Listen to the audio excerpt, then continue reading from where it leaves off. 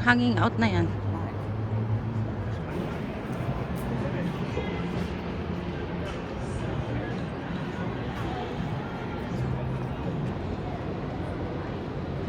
Okay, so we're ordering lunch right now. Nandito kami sa my TV Square.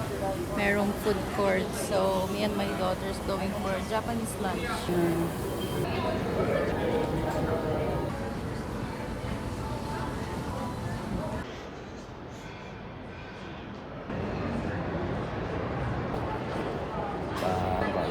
Sa Sumabay.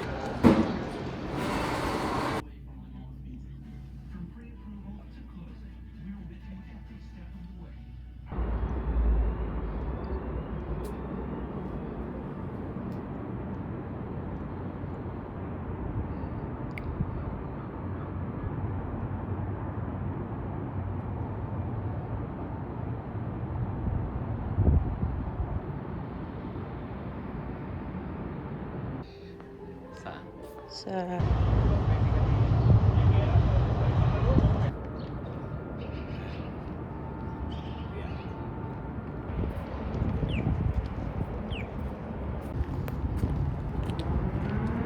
This is Ramada. Let's get in.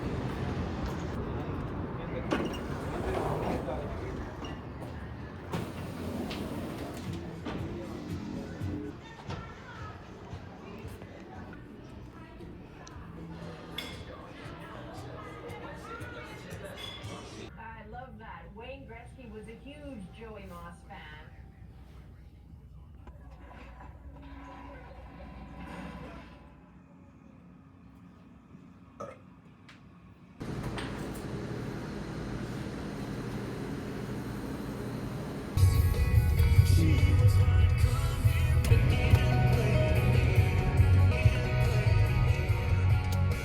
Go to wow. Lang, kaya bago nakapatulog lang.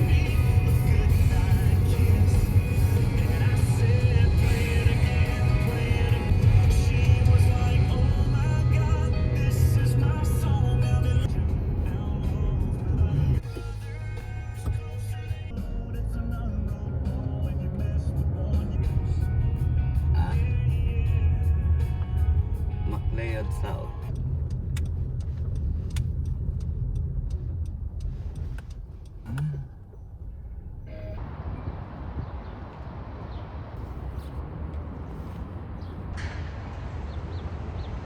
Okay, so right now nandito kami sa my parking lot. Dito lang sa MacLeod and 10th Avenue.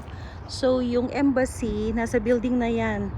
So yan, papasok lang dyan. Yan na yung embassy. So I think mura lang naman yung parking na binayaran namin dito for today. Wala pang $20. Ano, good for 7 hours na pala yung kinuha ko na parking. Because until 1:30 pa kami kasi mag-apply kami ng Philippine passport na din para isang lakad na lang. Okay, now going for breakfast. Merong Starbucks yata na malapit dito. As we've checked online. Breakfast muna. Maaga kami eh. It's 7:45. Nandito na kami. 9 o'clock pa yung assembly and then 10 o'clock yung oath-taking ceremony. So yan yung embassy office. So dito na yung Starbucks. Tapos may another parking space dito. And then dun lang yung embassy.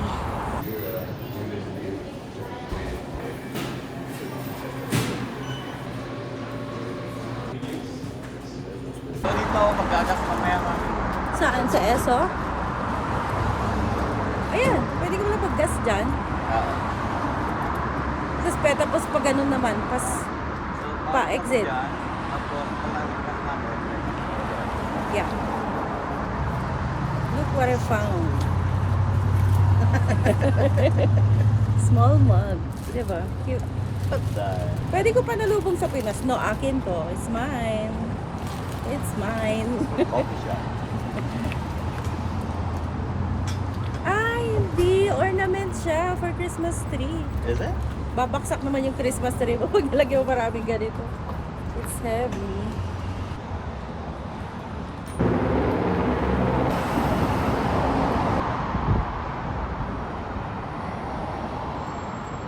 Okay, so nandito kami sa Starbucks. And itong maliit na building na yan, nandyan lang yung Philippine Embassy. Tapos may parking space dito. Yung pinagparkan namin is to the right niyan. And then actually behind the building there, meron ding maliit na parking space. So marami palang mga parking spaces dito. Okay, so papunta na kami sa embassy kahit maaga pa para makapag-settle down kasi medyo malamig ng konti.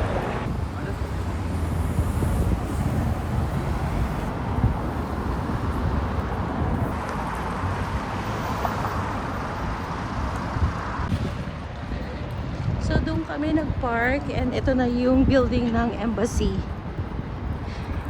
And this is the MacLeod Trail Street.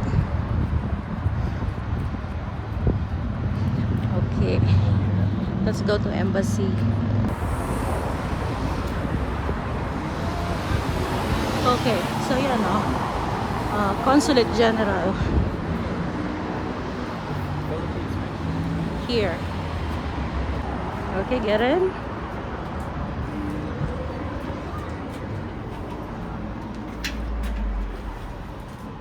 Yan. Oh, they're still closed. Hintay po, 9 o'clock kami. Ah, okay. Sige po.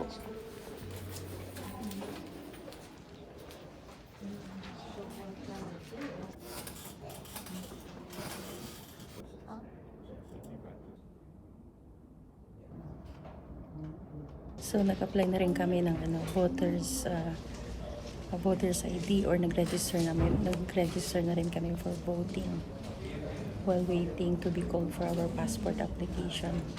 Pero mamaya pa yung oath taking. Pero binigyan na yung certificate for now para makapag-process kami ng mga kailangan i-process. Yan, nakapag-process na rin kami ng Philippine passport application, registration ng voters. Tapos, ang pala yung ginawa, pinahiram na muna yung, kahit na wala pang oath taking, pinahiram yung certificate of citizenship para may process yung mga dapat i-process. Tapos, 11:30 pa yung oath taking. So, mag-aantay na lang kami doon ng oras.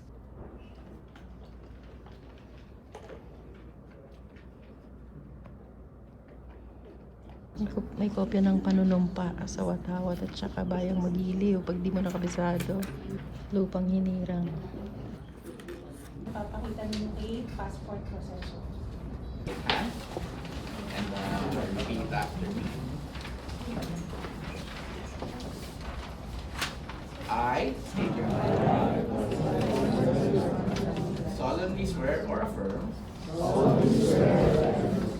that I will support and defend the Constitution of the Republic of the Philippines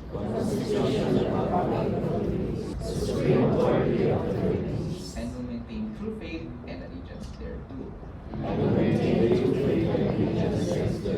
And that I impose this obligation upon myself. Yan, we're done na sa oath taking. Happy to be Filipino again. Okay, so we're done with the oath taking. So happy to be Filipino again. Dadan muna kami ng Cross Iron bago muli sa Edmonton. So yung pinagparkan namin dito lang sa tapat ng embassy. There.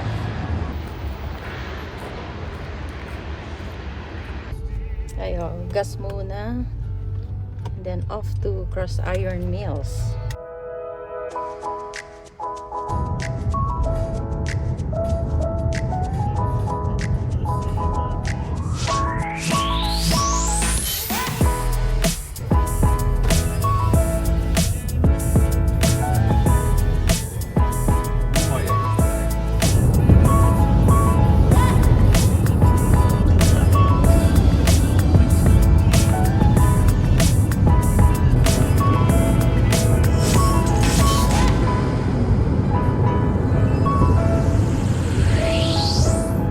Okay, so dito na kami sa Cross Iron Mills. It's our first time here. Welcome to Cross Iron Mills. Yung style niya parang sa premium outlet sa Edmonton na malawak. Tapos maraming point of entry. So, dito kami pumasok sa entry 4. Okay, don't go far muna. Let's wait for that. So, that's... Just go. You want to leave us? You tell your dad.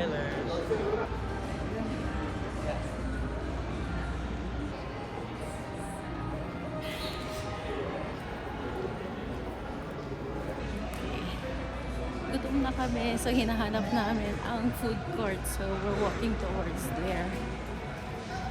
Mukhang malayo-layo pa. There you go, food hall. Kaya no, pangalawang store, Jollibee agad after Gongcha. I'm really hungry. No oras na. 12:30. Hindi ako nag-breakfast eh.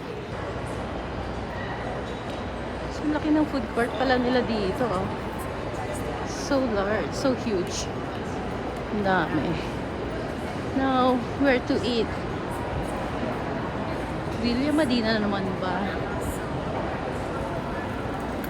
So, he ordered at Arby's, tapos kami, Villa Medina.